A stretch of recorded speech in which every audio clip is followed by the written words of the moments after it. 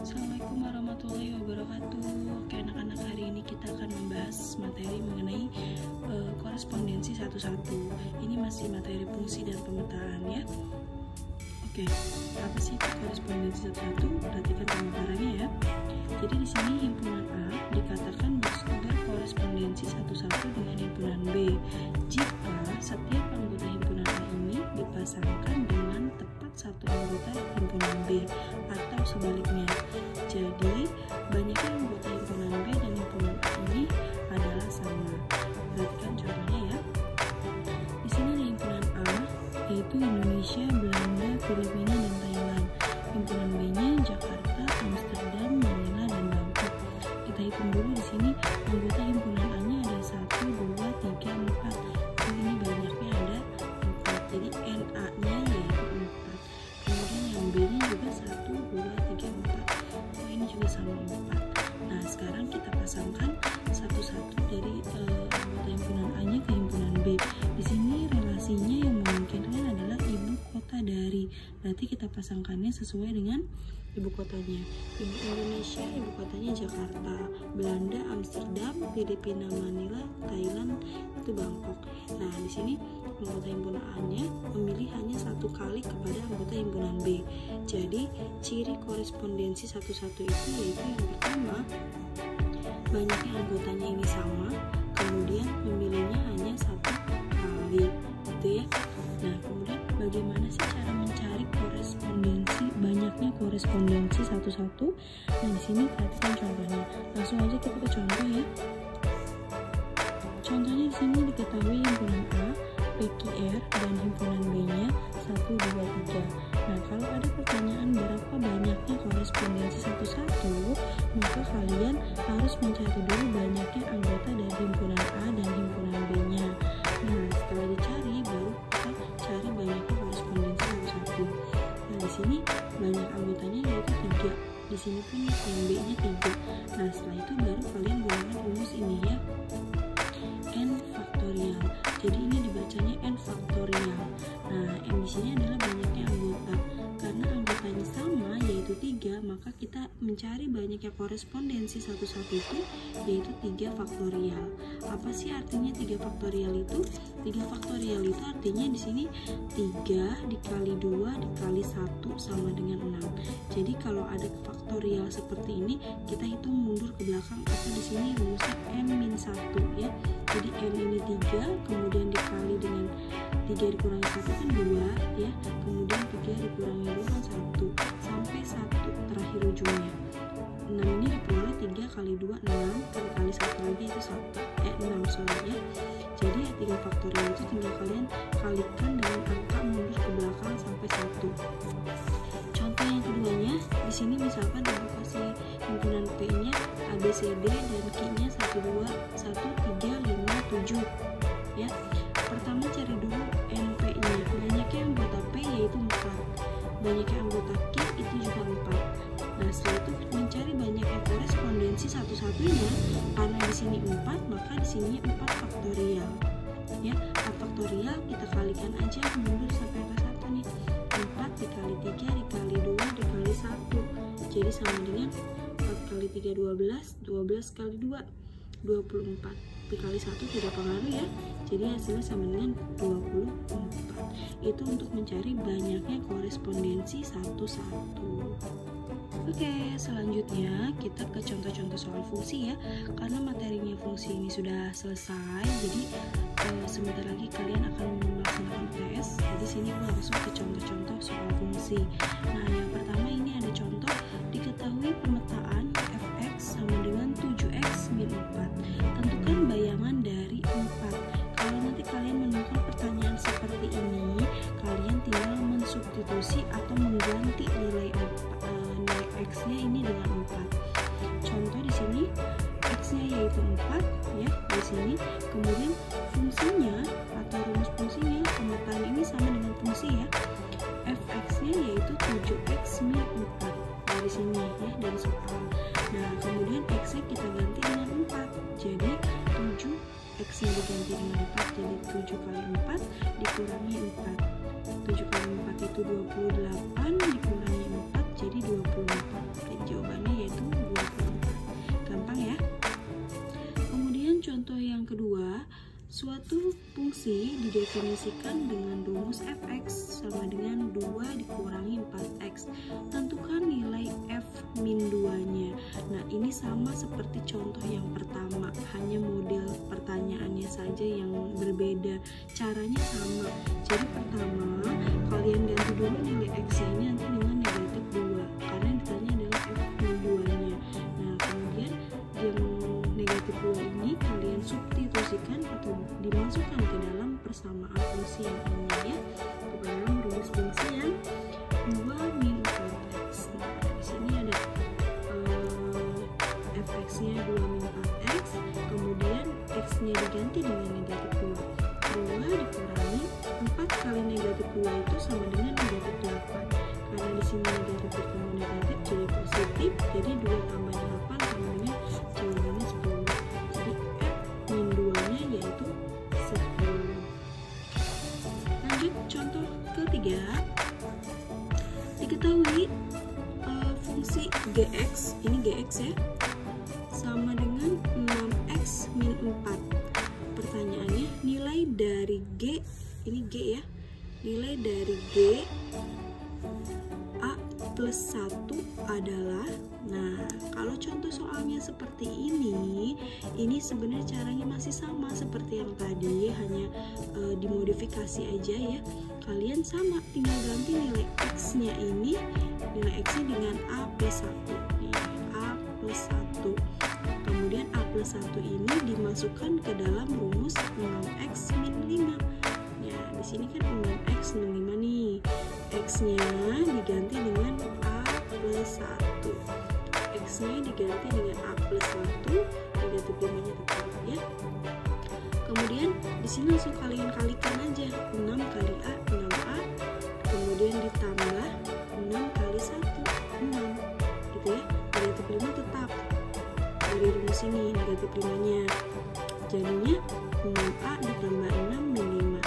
Nah, ingat pelajaran kelas 7 ya di aljabar, yang punya variabel hanya bisa dioperasikan dengan yang punya variabel. Karena di sini 6a tidak punya teman, jadi 6a-nya tetap kita tulis 6a. Nah, di sini yang tidak punya variabel yaitu 6 dan negatif 5. 6 dikurangi 5 yaitu 1. Bu, ini bisa nggak sih 6a ditambah 1? Jawabannya tidak bisa. Kenapa? Karena di sini ada variabel a-nya, di sini tidak ada variabel a-nya. Jadi tidak bisa kita jumlah. Jawabannya ya udah berarti 6a plus 1. Gitu ya. Lanjut ke contoh nomor 4. Di sini diketahui fungsi fx yaitu 2x plus 4. Jika fa-nya sama dengan 16, maka nilai a-1 adalah, nah ini contoh soal yang bervariasi lagi. Caranya bagaimana? Masih sama juga, yaitu rumus fx-nya kita tulis dulu 2x plus 4, kemudian fa-nya ya 16. Nah di sini ini fa ya, ini fa-nya sama dengan x di sini kita ganti dengan a. X di sini kita ganti dengan a ya. Jadi 2a ditambah 4. 4-nya tetap ini ya. Sama dengan 16. Dari mana ini 16? Dari sini. Nah, dari soal yang diketahui fa sama dengan 16. Ya, pertama ganti nilai x-nya dulu dengan a, kemudian baru tulis sama dengan 16. Nah, kemudian masih mengingat kembali pelajaran aljabar di kelas 7. Di sini 2a yang punya variabel tetap di sebelah kiri. Yang tidak punya variabel kita pindahkan ke sebelah kanan. Ya. Karena di sini tidak punya variabel dua-duanya. Dari positif pindah ruas menjadi negatif. Jadi 16 dikurangi 4 yaitu sama dengan 12. Nah, kemudian di sini 2-nya kemana nih? Karena di sini 2a artinya 2 dikali a. Kalau pindah ruas menjadi bagi. Kenapa bukan kurang atau plus? Beda ya. Di sini kan plus, kalau plus pindah jadi min. Kalau kali pindah ruasnya jadi bagi. Beda ya. Jadi 12 dibagi 2-nya sama dengan 6. A-nya sudah kita peroleh yaitu 6. Pertanyaannya tadi tentukan nilai a dikurangi 1. Jadi nilai A kurang 1-nya adalah 6. Dari sini 6-nya dikurangi 1 sama dengan 5. Itu ya. Kita lanjut ke contoh nomor 5. Ya, contoh nomor 5. Ini contoh soal yang terakhir, yang paling panjang ya.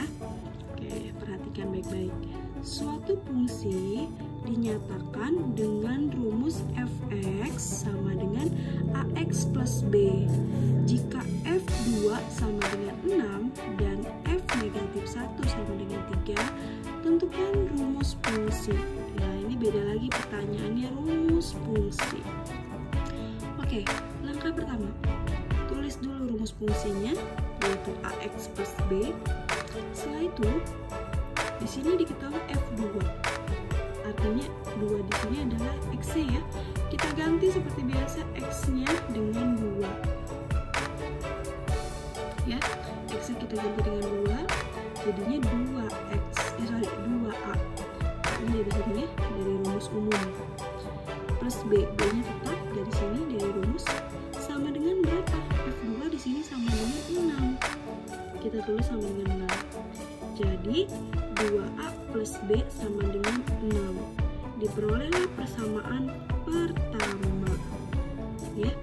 Kemudian yang kedua dari soal diketahui f-1 sama dengan 3. Sama seperti yang ini ya. A-nya kita ganti X-nya kita ganti dengan negatif 1. Jadi negatif 1A ditambah B sama dengan 3.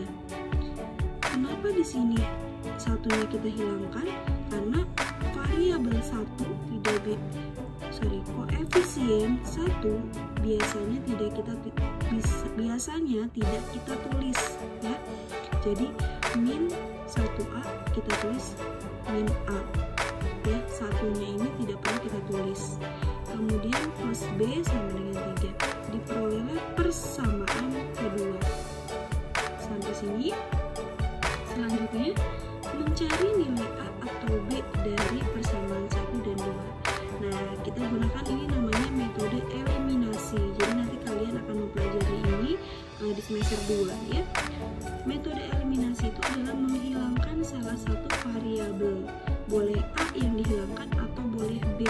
Tujuannya untuk mencari nilai yang belum diketahui. Di sini kalian mau cari yang mana dulu nih? Kita lihat dari koefisien. A di sini koefisiennya 2. Sedangkan di sini yang persamaan kedua koefisiennya negatif 1. Berbeda ya. Sedangkan B koefisiennya 1. Yang di sini pun 1. Nah, kita cari yang koefisiennya sama. Kita hilangkan dulu yang koefisiennya sama. Ternyata di sini yang koefisiennya sama itu adalah B. Jadi kita hilangkan dulu nih yang B untuk mencari nilai A, yaitu dengan cara dikurangi. Kenapa caranya dikurang? Karena di sini B-nya sama-sama positif. 1 dikurangi 1 habis ya. Nah, jadi di sini 1, di sini 1 dikurangi 1 itu habis 0. Sisanya 2A, kita turunkan 2A dikurang negatif A ya, sama dengan 6 dikurang 3 ya, dikurang 3.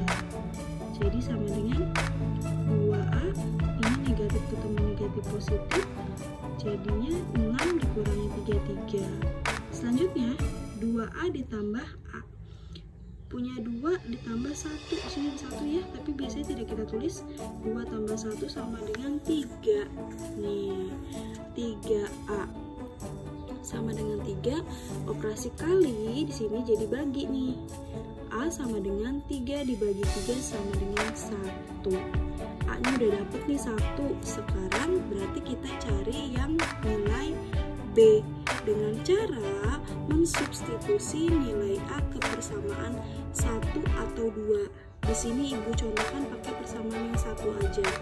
Kalian mau coba ke persamaan 2 boleh, silakan. Ya, persamaan 1 tadi 2A plus B sama dengan 6. A-nya A-nya kan sudah dapat nih 1, kita ganti A-nya dengan 1 ya, plus B sama dengan 6, 2 kali 1 itu 2, ditambah B sama dengan 6. Nah ini operasinya tambah, berarti ini kan B-nya tetap positif ya, B-nya tetap di sebelah kiri. Nah yang 2 ini kita pindahkan ke sebelah kanan, dari positif pindahnya jadi negatif, jadi 6 dikurangi 2 sama dengan 4. B-nya sudah dapat ya 4, A-nya sudah dapat 1. Sekarang nilai A dan B-nya kita masukkan ke rumus umum fungsi, yaitu AX plus B ya. A-nya kita ganti dengan 1, B-nya kita ganti dengan 4. Karena 1 biasanya tidak ditulis, jadi rumus fungsinya yaitu fx sama dengan x plus 4 ya. Cukup mudah ya, walaupun prosesnya panjang, tapi kalau kalian sering berlatih kalian pasti bisa. Oke anak-anak, sampai di sini dulu pemaparan untuk fungsi dan pemetaan.